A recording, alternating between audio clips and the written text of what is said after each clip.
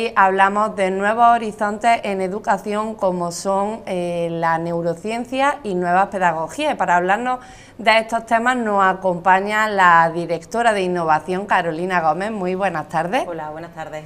Y a su lado está Cristina Castillo, directora del Departamento de Atención a Alumnos y Familias. Muy buenas tardes. Buenas tardes.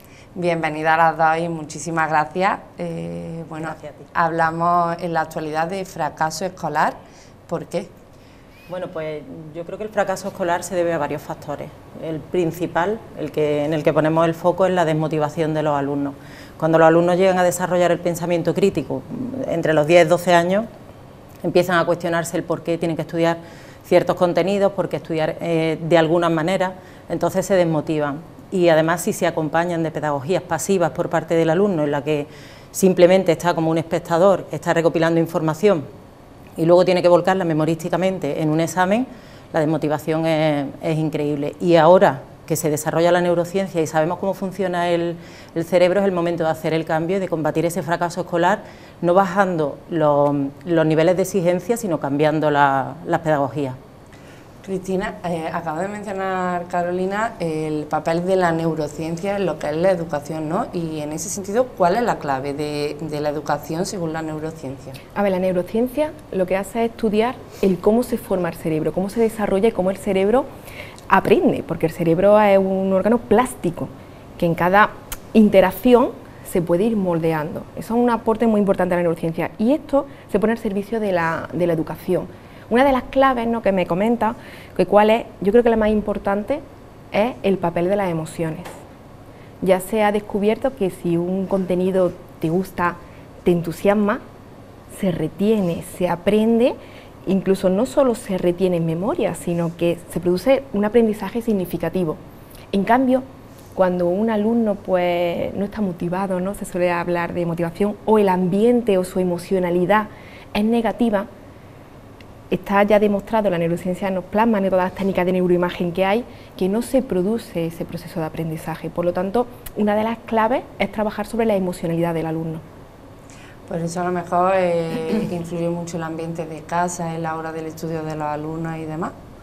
Exactamente, el ambiente es uno de los factores que en casa más influye, ¿no? Ya la neurociencia, y hay una disciplina que es la neuroarquitectura, que nos dice qué elementos favorecen ese papel de la concentración y de la atención frente a qué elementos no los favorecen. De hecho, hasta hace poquito las clases pues estaban muy impregnadas de póster y de muchas cosas, ¿no? Y ahora se ha visto que son elementos distractores. Claro, que no porque están distraen la atención. En ese sentido, ¿se puede entrenar, porque decían, ¿no?, que hablando del cerebro, ¿se puede entrenar, se puede trabajar con el fin de mejorar la memoria? Se mejora la memoria, se mejoran las capacidades, se mejoran las destrezas, sí, es un entrenamiento. Hay técnicas para ello, ¿no? Se mejora la atención, que yo siempre digo a los chicos, la atención es como un músculo, cuanto más lo trabajes, más se potencia. Y en ese sentido, ¿alguna técnica que funcione o que se trabaje desde el colegio? Ahí es donde nosotros incluimos lo que son las metodologías activas que mantienen tu cerebro en funcionamiento y en reto. Aprendizaje basado en retos, ¿no, Carolina? Es una de las que más influyen porque realmente te motivan hacia ese aprendizaje y te hacen mantener la atención y tener un aprendizaje más significativo. Sí es cierto que siempre hemos dicho, para memorizar, ensayo. Repetición, repetición, repetición, repetición. No es necesario, es una técnica, es importante, sí, pero es una más. Pero también está, por ejemplo, el nivel de procesamiento. Cuando tú algo lo piensas mucho, llegas a un nivel de profundidad del tema. Reflexionar y pensar. O un tema que te atrae mucho, como de repente no necesitas ensayarlo. Y por ejemplo la música, ¿no? Porque cuando te escuchas una música se te queda de momento, entonces hay muchos, yo recuerdo compañeros míos pues que estudiaban como con una musiquilla y hacía como que se les quedaba mejor, igual que también hay alumnos pues que tienen más fácil el que se les quede un tema y a otros que les cuesta más. ¿Eso en función de qué va o de qué depende? Eso va en función de los estilos de aprendizaje. Por ejemplo, Carolina y yo aprendemos de forma visual, no de forma auditiva. Yo la letra de las canciones nunca te las podré decir porque nunca las memorizo. Ella y yo somos visuales.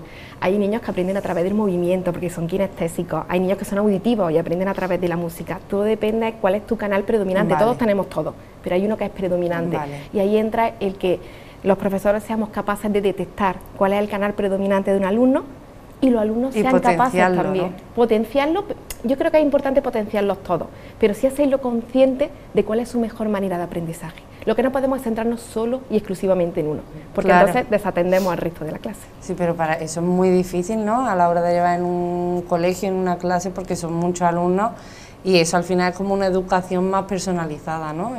Exactamente, pero para eso tenemos a Carolina, que es nuestra directora de innovación, que nos trae todas las metodologías posibles. Pues le voy a preguntar a Carolina, ¿qué aspectos de la escuela clásica echa por tierra la neurociencia? Pues echa por tierra lo que es el estilo de escuela clásica, en la que el profesor es un transmisor de conocimiento, los alumnos solo están escuchando y con suerte viendo en la pizarra, y en la que ellos tienen que estar quietos y no pueden estar compartiendo entre ellos. La neurociencia lo que nos dice es que se aprende con las emociones y se aprende compartiendo. Entonces, pedagogías como es, por ejemplo, el aprendizaje cooperativo, en la que los alumnos tienen que discutir entre ellos, va a favorecer el aprendizaje. Vale, y Cristina, hablando de neurociencia, ¿qué aspectos entonces están de acuerdo con la escuela clásica?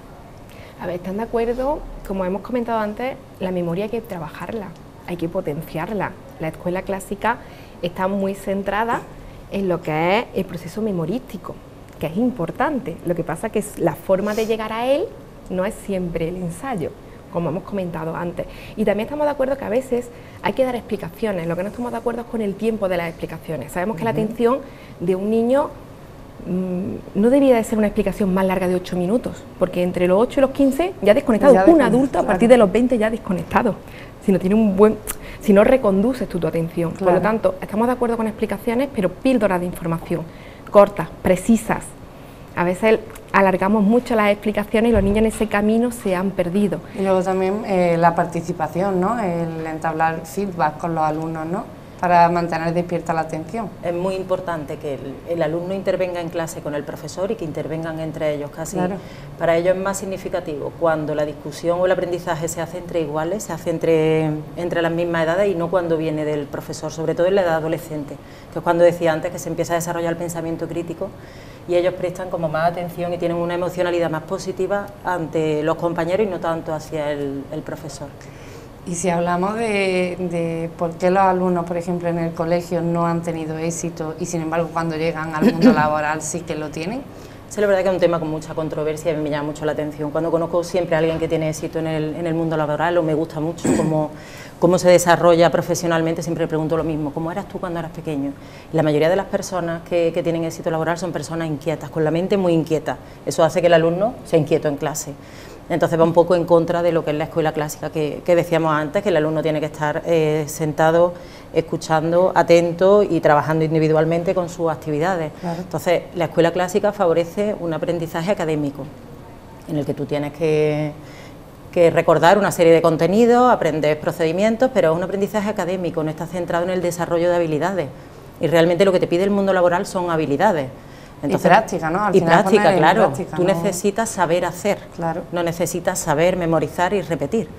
Por eso encontramos a muchas personas que piensan cuando son pequeños que no son válidos porque académicamente no se les da bien. Claro. El mundo académico y sin embargo eso no quiere decir que no sean válidos, muy al contrario. Y exactamente, y al contrario también de alumnos que se les da muy bien el estudio, pero luego la práctica pues... Por ejemplo, una de las carreras que es fundamental la práctica es magisterio, ¿no? Que al final tú estás en contacto, estás tratando con, el día de mañana en el mundo laboral, estás tratando con alumnos, entonces ahí no te funciona que tú te hayas aprendido, tú sepas, claro. Sino el cómo tú actúas, la práctica al final, que es lo que decíamos. Cristina, ¿qué consejos podríamos dar a los padres como directora del Departamento de Atención a Alumnos y a Familias? ¿Qué consejos se le pueden dar para mejorar el aprendizaje de su hijo en el colegio? Para favorecer el aprendizaje tenemos que tener en cuenta características físicas, ¿no? La alimentación. La alimentación es muy importante. El que el niño tenga pues una alimentación variada, por ejemplo, si hay, pues está todo bien sabido, ¿no? Que el omega 3 favorece todo ese desarrollo a nivel neurológico, pero sobre todo es el equilibrio. Es decir, pescado azul va muy bien, pero que lo vayamos entrando dentro de una dieta normalizada en la que no haya carencias de vitaminas, minerales. Exactamente, de ningún tipo de nutriente, porque muchas veces los chicos pues vienen más cansados o vienen menos receptivos porque no nos somos conscientes de la importancia pues de esa dieta equilibrada. La hidratación es muy importante, nosotros le hacemos mucho hincapié a los chicos que tengan su día de agua, que beban agua, es muy importante para el aprendizaje. Pero y el ejercicio. El ejercicio está demostrado que la actividad potencia ese desarrollo, por lo tanto son cosas que en estas últimas etapas, ¿no?, como que después de la cuarentena se nos han quedado un poquito más olvidadas, ¿no?, y es importante pues que los chicos se ejerciten. Después tenemos también ambientes, ¿cómo podemos favorecerles? También el ambiente físico, ¿no?, como hemos dicho antes de la neuroarquitectura, ¿cómo es mi espacio de estudio? Mi espacio de estudio tiene distractores, no tiene distractores, me siento cómodo estudiando ahí, me siento relajado, no me siento a decir que ellos busquen su espacio. Muchas veces combinan los espacios lúdicos con los espacios de trabajo y los chicos son como incapaces de desconectar, ¿no? Tienen muchos distractores. Y también hay que tener en cuenta el cómo los motivamos, que les exigimos, la parte emocional. Ayudar a tu hijo para favorecer su desarrollo según la neurociencia, hay que alentarlo. Muchas veces les decimos, o ponemos unas expectativas muy grandes en ellos porque pensamos que con eso los vamos a motivar a que hagan más. Y a veces esas expectativas le pesan y le genera una emocionalidad negativa. Hay que tener cuidado con esas expectativas y el cómo lo alabamos. Muchas veces le decimos que estamos muy orgullosos, ¿no? El que se tiene que sentir orgulloso es él. Entonces hay que preguntarle cómo te has sentido frente a lo que has hecho, más que decirle. Y eso es importante. Y toda esta combinación... O sea, darle ese papel prioritario, ¿no?, un protagonista, que al final valora su esfuerzo, su trabajo. Claro. Y que él lo valore, porque queremos personas autónomas, reflexivas, con capacidad de automotivación, la inteligencia emocional, ¿no?, que ya vemos que es una habilidad necesaria, pues hay que trabajarla, porque si no, no se genera. Carolina, mencionábamos antes, ¿no?, que hay alumnos pues, que en el colegio no tenían éxito, en el mundo laboral sí, y el papel que juega en todo momento de ese proceso de la educación, la memorización. ¿Cómo de importante es la memorización en el aprendizaje? Pues la memorización es un aspecto más en el aprendizaje. Bien, es cierto que en la escuela clásica prácticamente se centraba todo en la memorización y sabemos que con las nuevas pedagogías lo que se fomenta es el desarrollo de habilidades que, como decía antes, son las que te van a demandar en el mundo laboral. Pero realmente la neurociencia ha aportado luz con cómo se produce esa memorización, que tampoco tenemos que demonizarla, porque realmente es necesario llevar a la memoria a largo plazo algunos conceptos. Y como decía antes Cristina, la memorización se consigue a base de repetición, pero no solamente a base de repetición. Claro. Se consigue cuando tú tienes una emocionalidad positiva. Si entran en juego las emociones, entran en juego la repetición y además comparte ese aprendizaje, se lleva a la memoria a largo plazo. Es decir, son tres factores cruciales para que se produzca esa memorización. Hablando, decíamos, Cristina, que influye mucho el ambiente, ¿no?, en el estudio. Y en ese sentido, ¿cuál es la mejor manera de aprender? Porque si te influye hay que tener esos aspectos que decíamos, ¿no?, la dieta, el ambiente, las emociones, pero la mejor manera de aprender... Nosotros siempre decimos que en el cole la mejor manera de aprender es generar un aula segura. Y un aula segura es un aula en el que el alumno se sienta cómodo. Se sienta cómodo para que se produzca realmente ese aprendizaje, para que despertemos esa emocionalidad positiva. Después sí es cierto que influyen muchas cosas, influyen los colores, influye el orden, es muy importante el orden, que a veces no le damos prioridad, ¿no?, y empezamos a estudiar con un montón de papeles en medio, con un montón de cosas que al final son distractores. Yo muchas veces le digo a los chicos, ordenad vuestro espacio porque así ordenamos vuestra mente. Claro. Y es una rutina que tienes que ir adquiriendo. Después también es importante que quitarnos esa percepción de decir, vamos a estudiar 3 horas seguidas, la atención no va a durar 3 horas seguidas. Es decir, hay que cambiar de actividad, porque si no se nos hace monótono y tenemos la sensación que ha terminado el tiempo de estudio y no hemos aprovechado. Es decir, regular también los tiempos de descanso, el cómo vamos a hacer esos descansos y sobre todo lo que hemos dicho, un espacio en el que tú te invite, ¿no?, a ese estudio, no sea en cualquier sitio con ruido, con música. El ruido también, hay niños que sí es verdad que estudian con música, pero una cosa es la música y otra el ruido ambiente. Bueno, voy con Carolina porque imagino, ¿no?, como decíamos, que también facilita mucho la memorización el hecho de que algo te guste, ¿no? Y hay asignaturas pues que a unos alumnos les gustan más, a otros menos, pero según la neurociencia, ¿cuáles son las asignaturas vitales? Pues, aunque pueda parecer un poco, que tenga un poco de controversia, la asignatura que favorece más el aprendizaje es la educación física, porque como decía antes Cristina, es necesario la actividad física porque las neuronas necesitan oxígeno para poder realizar la sinapsis y la transmisión del impulso eléctrico. Entonces, para que se produzca el aprendizaje, se produzca la memorización, es necesario que haya una oxigenación. Entonces, cuanto más tiempo, educación física con un ejercicio moderado, no un ejercicio intenso. Pero cuanto más tiempo tengas de educación física al día o a la semana, más se va a favorecer el aprendizaje. Pero también se puede introducir el movimiento dentro del aula, es decir, hay pedagogías que favorecen ese movimiento y hay dinámicas de aula que hacen que los alumnos se muevan y que hacen que los alumnos estén activos en el aula y eso favorece el aprendizaje. A todos nos pasa que cuando estamos mucho tiempo sentados escuchando a un ponente llega un momento en el que desconectas, ¿no? Pues precisamente porque a la neurona no le está llegando suficiente oxígeno. ¿Es necesario tener un descanso en clase cada X tiempo, cada cuántas horas? ¿Es necesario tener un descanso o es necesario de meter tiempo en los que la mente no está haciendo siempre el mismo tipo de actividad? De liberar, ¿no? O algo. Efectivamente, es verdad que lo que decía Cristina, para que haya atención, tú mantienes la atención entre 8 o 10 minutos. Pero si luego tú estás haciendo actividades en las que tú estás practicando, en las que tú estás compartiendo con los compañeros, en las que tú estás haciendo otro tipo de actividad, tu mente se va relajando. Pero sí que es verdad que es necesario meter tiempos de descanso, 10-15 minutos cada hora aproximadamente.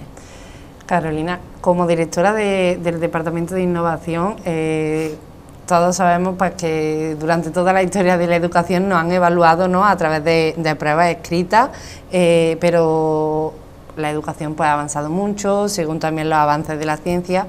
¿De qué manera, a día de hoy, ¿no?, tú como directora de innovación, crees que es la mejor manera de evaluar a los estudiantes? Pues eso es un tema que tiene también mucha controversia, porque la evaluación es como el gran desconocido en los colegios.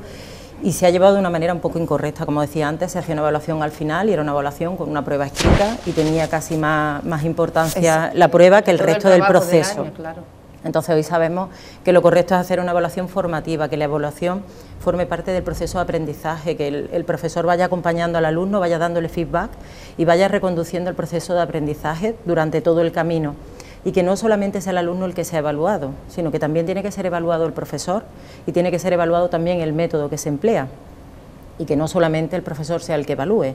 Es muy importante la autoevaluación por parte del alumno, es importante que se evalúen entre ellos y que el alumno aprenda a evaluarse a sí mismo, que sepa cómo ha aprendido, por lo que decía Cristina, de los estilos de aprendizaje, porque eso le va a hacer madurar y le va a hacer que él mismo pueda mejorar en su proceso. Tener autocrítica, ¿no? Efectivamente. Que es muy importante a lo largo de la vida. Es que una uno de se las haga habilidades. autocrítica para aprender de los errores, para avanzar y para mejorar. Me voy con Cristina ya para la última pregunta porque no nos queda más tiempo. ¿Qué nos dice la neurociencia del desarrollo emocional en la escuela como requisito de aprendizaje? A ver, la neurociencia resalta el papel de las emociones. Hemos dicho antes que si un niño está feliz, es un niño que aprende. Un niño está frustrado o tiene miedo, sabemos que procesos cognitivos superiores no se van a dar. Por lo tanto, la inteligencia emocional está presente siempre en la persona. No podemos quitar, ¿no?, de la persona, vamos a quitarte las emociones y vamos a trabajar la razón, no, sino que van siempre de la mano. Claro, por lo tanto, en conjunto, exactamente. Entonces hay que tratarlo como un conjunto. No podemos centrarnos solo en la razón y no trabajar la emoción. La emoción es una habilidad que es necesaria a día de hoy y somos conscientes después de la situación que hemos vivido, ¿no?, que es muy importante para el desarrollo de la persona, para el desarrollo de la persona como estudiante y para el desarrollo de la persona como profesional. Por lo tanto, el trabajar la inteligencia emocional es clave. Hemos hablado que uno de los problemas del fracaso, la desmotivación. ¿Qué nos dice la inteligencia emocional? Desde nuestro conocimiento, cómo motivarnos, claro, buscar nuestro interés, porque a veces pensamos que solo es motivar desde fuera y no.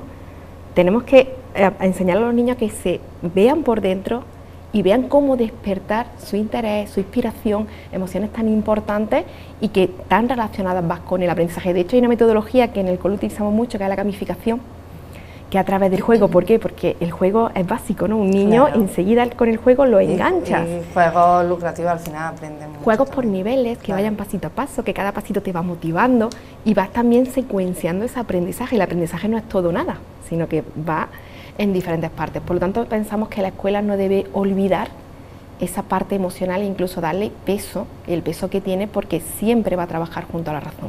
Entiendo que ahí hablábamos de esa evaluación también del profesor, del maestro, y es que tiene un papel fundamental en lo que es la motivación del alumno.